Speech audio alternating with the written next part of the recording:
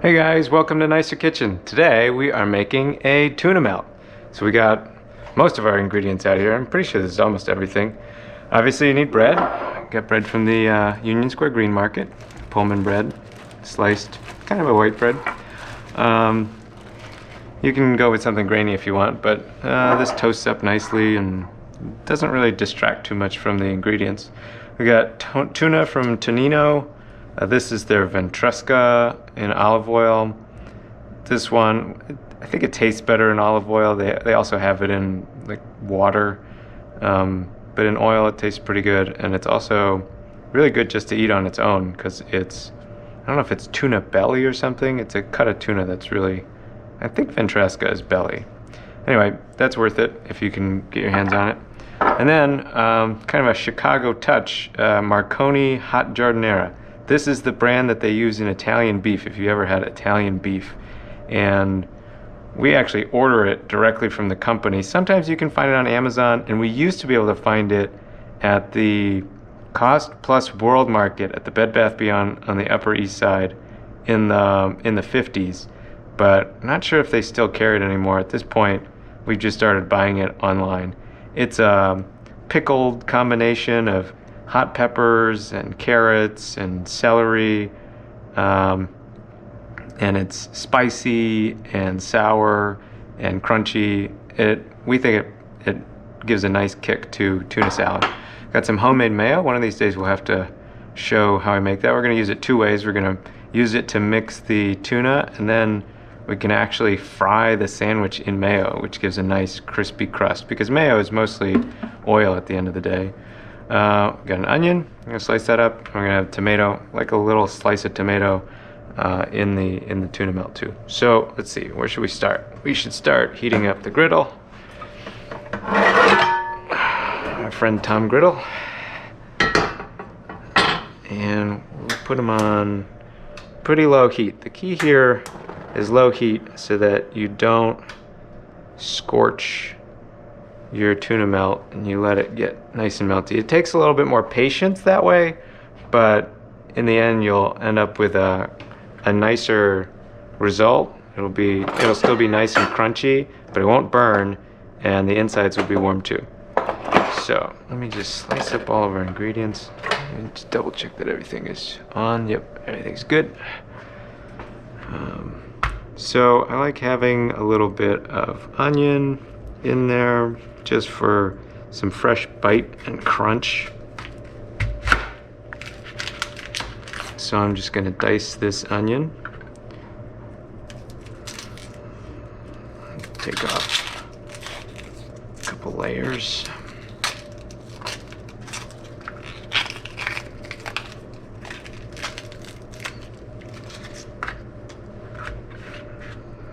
Cut that end off. Cut this end. I don't cut the whole end of it off because I want something to hold it together while I dice it. Get that stuff off. And then you want to keep it together. Don't cut all the way through the bulb at the end. And then slice it across, and then slice it lengthwise like this or crosswise. Get a nice even dice. We don't need that much. That should be plenty for our purposes. We'll set aside the rest of that onion. And then we're gonna want to slice this tomato. Just gonna want a few thin slices off of it that we can just hide in the middle of the sandwich.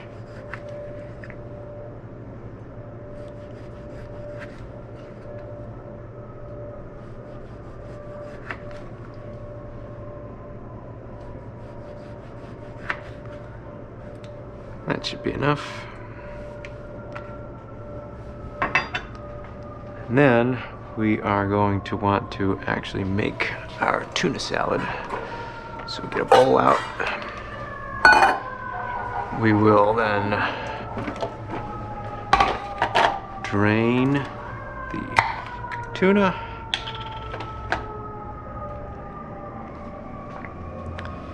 Into the sink. See if we can get it out of there.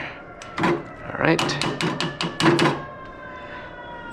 Wash that and recycle it later, and then also get some of our giardiniera. That's nice. So it's packed in oil. The oil's got a lot of flavor, but you'll get enough of it sort of incidentally. We want to drain most of the oil out.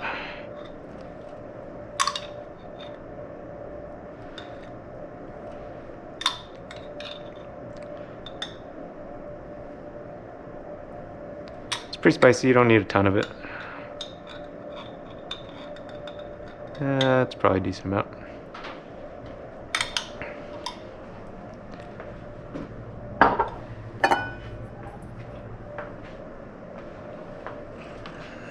Then take all this stuff once it's drained, dump it in here. I want to get a spoon because we're going to need to mix anyway. Oh, we have a spoon. Since we're not going to need any more of that, I just grab this.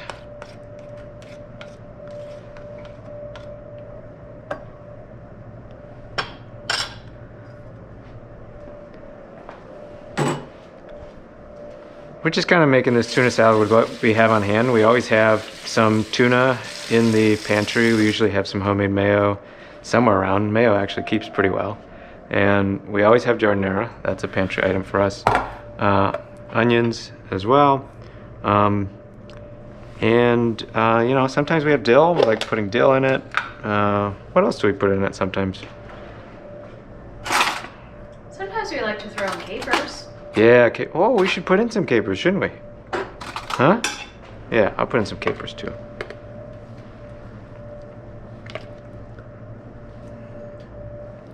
Let's see.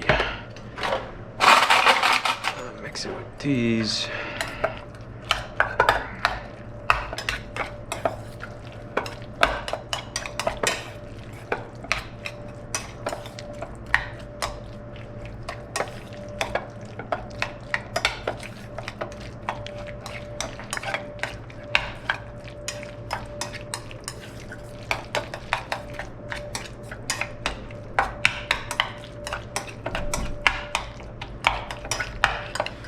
We'll put in a little bit of salt and some black pepper. Good amount of black pepper.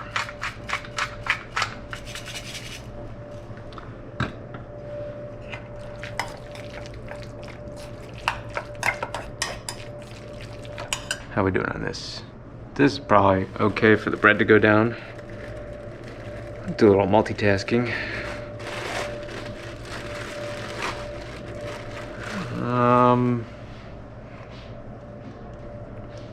Just make one sandwich for now. Let's see. Let's get a little bit of butter. So, here, I just want to put a little bit of butter on and get a toast on the, this is actually going to be the inside surface. Because like we said, we're going to do mayo on the other side. I don't want too much butter, but just enough to kind of lubricate it and get it warm and crisp.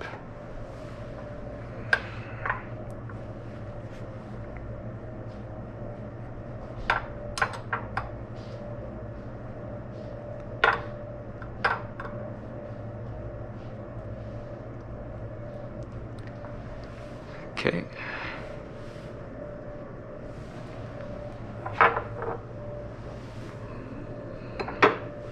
Let that go for a bit. Kept this guy off. Let's see, we wanted some capers, didn't we? So let's look for capers. I got these capers called Las Delicias. This is a good brand of capers. This guy's got a Michelin star. What does that say? 8 Michelin stars? Wow.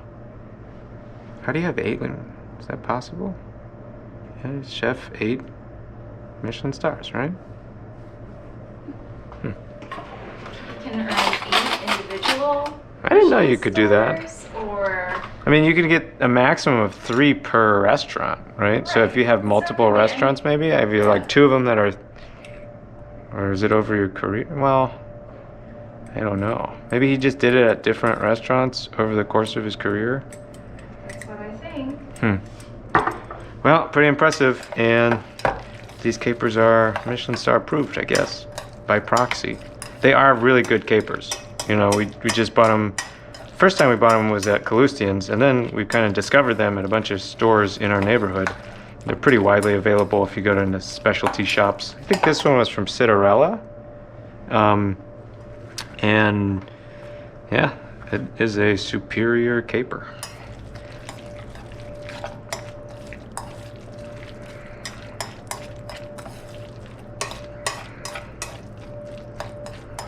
All right, so now we've got our onion mixed in for a little bit of crunch and bite. And let's see, I can just repurpose one of these for tasting. Do a little taste test.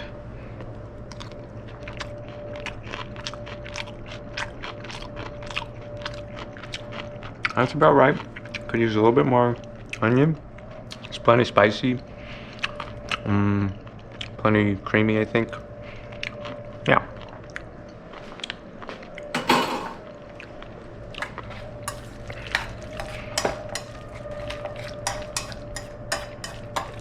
Yeah, it's really nice to have that spice in your tuna melt. It's not like an outright like pepper spice. It's like pickled spice. Yeah, it's not that spicy at the end of the day. All right, now we want to flip these guys. Use this, we might have to use that too. All right, are you warm? You're getting there, you're getting warm.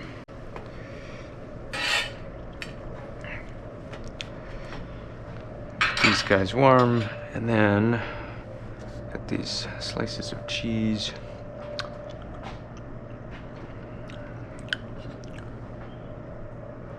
We want to get the insides warm so that we can put the cheese in, and hopefully it will warm the cheese up a little bit. We can get some nice melty cheese going.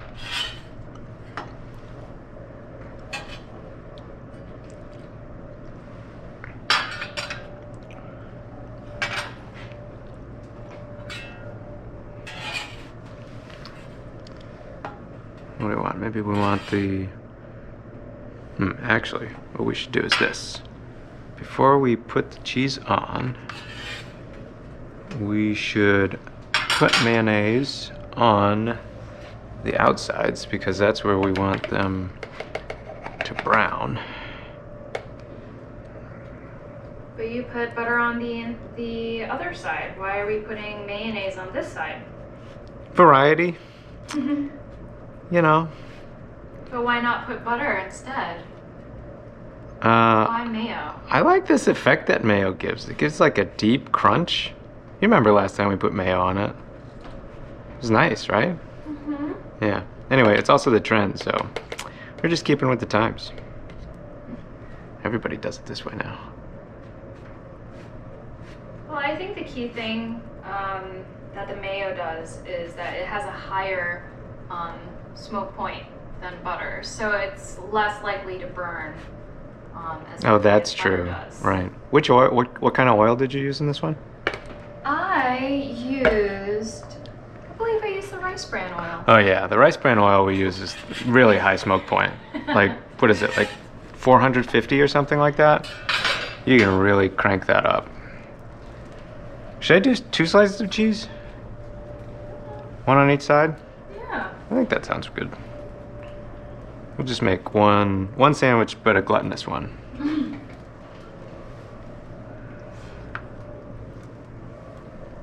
Life is all about balance. Yeah. I don't know if I would call this balanced, but it'll taste good. All right. Then we can start loading this up.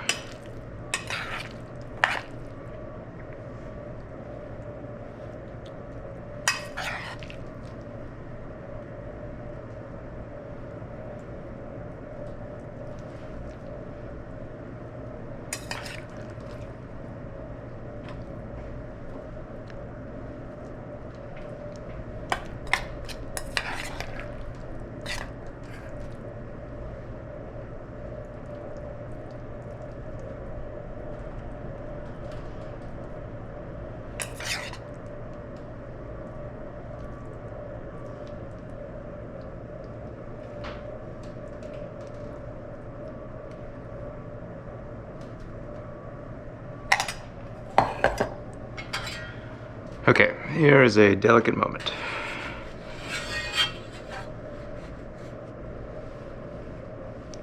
Whoop. All right.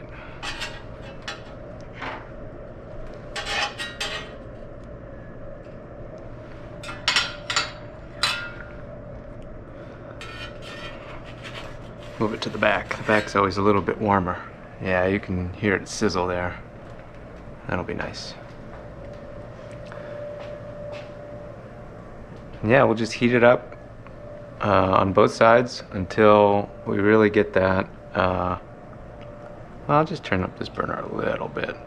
We can move back up to the front so it's easier to see.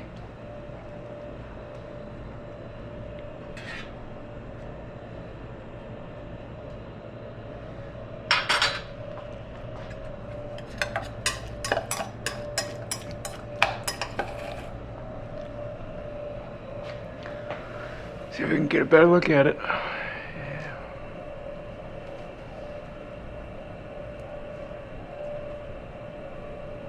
Smelling great.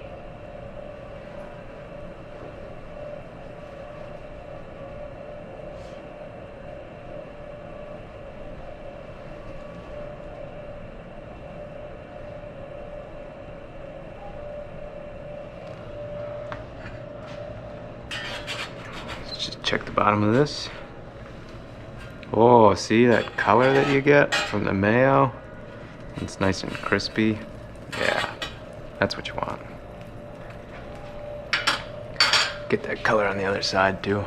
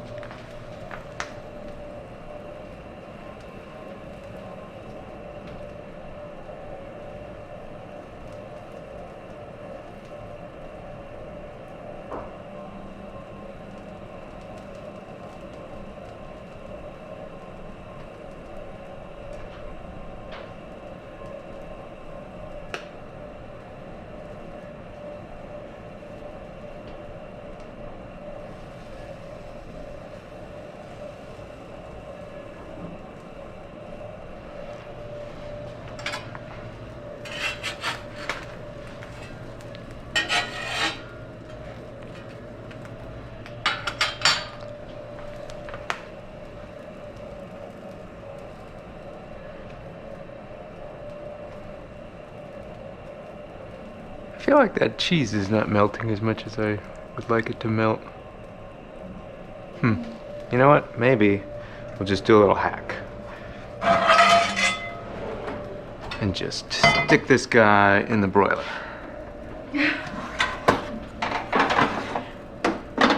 Should have done this from the get-go. We can like make a salamander. An improvised at-home salamander. Yeah, all right. So what I want to do is start with this side, take this guy out. It's like mostly melted, but I want it to be like really melty, so just stick that in until it really melts. Keep this, lower for now. I also feel like there's not enough tuna salad, so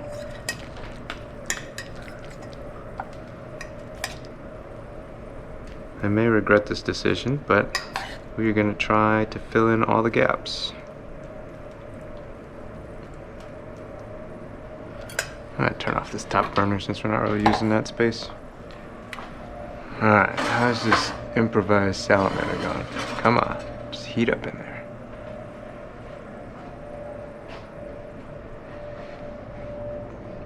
We need this space for cutting the sandwich. Wipe it off.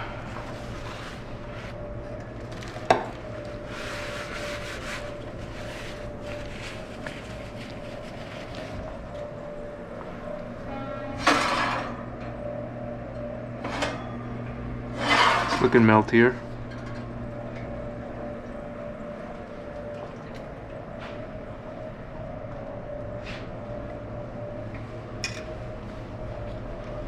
Start putting some stuff away.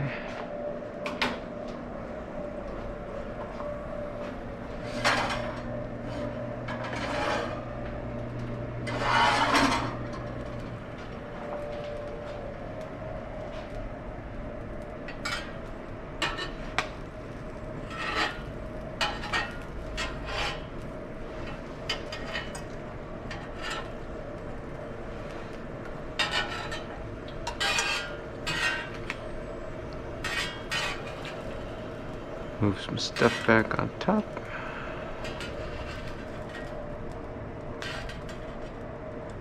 Do we have a favorite tuna melt in the city?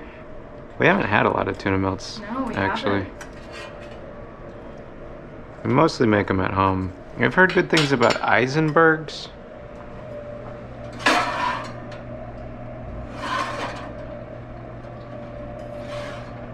So I would give that a shot sometime. Oh, that's fine. All right, let's see. This goes this a ways. Then we flip this guy over. Oh, that's got nice color.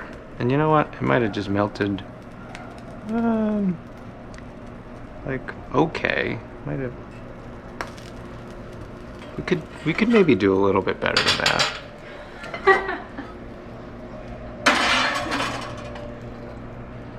And then in the meantime, this is going to get some nice color on the bottom there. And then we can dish it out.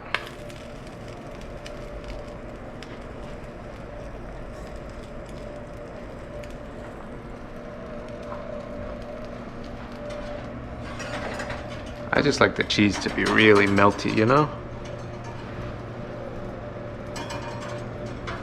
You agree? I agree. Yeah, get it really soft and melty. Let's get that cheese pull, you know, when you cut it. Oh yeah, that's what we want. Well, that will be the moment of truth when we actually cut it and see if we can get that. Oh yeah, see that? That's bubbling. Cheese is bubbling. That's what we want. There we go. It still looks like a square, but whatever. Close enough. Let's check the color on the other side. Could go a little tiny bit longer so that we get a really nice crispy crust. See if I can sneak this tuna back in here.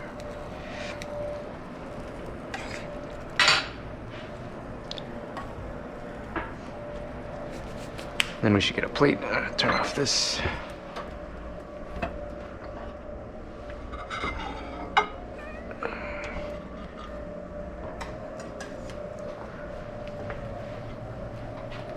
We don't have any pickles, do we?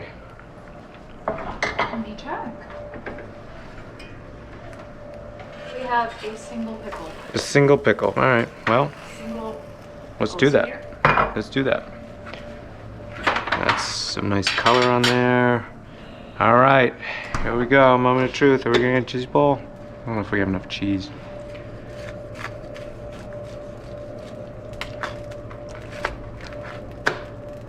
I gotta like let it sit together a little bit so that the cheese.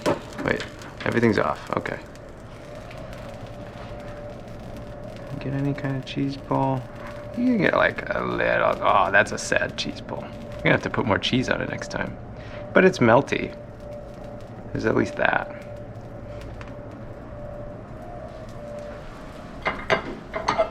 See how it tastes. That's the real test. Now that we got some crunch on it. We got a sad, what, bent pickle? It's interesting. Very interesting. It's apt for the cheese pull. Yeah. We might have to do this video again.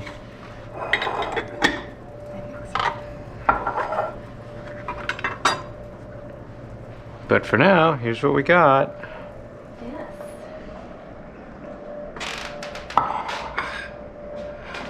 There we go. Tuna melt. All done. Okay. Alrighty. Digging in. Look at that. That looks so good. Mmm. Looks melty. Mm-hmm. Mmm. The mayo. That's really good. That's a really good flavor too. Yeah. Really crunchy. Gotta Nice be a and cheese melty. Yeah. You get a little spiciness from the giardiniera. I basically won't make tuna salad without giardiniera at this point. pull.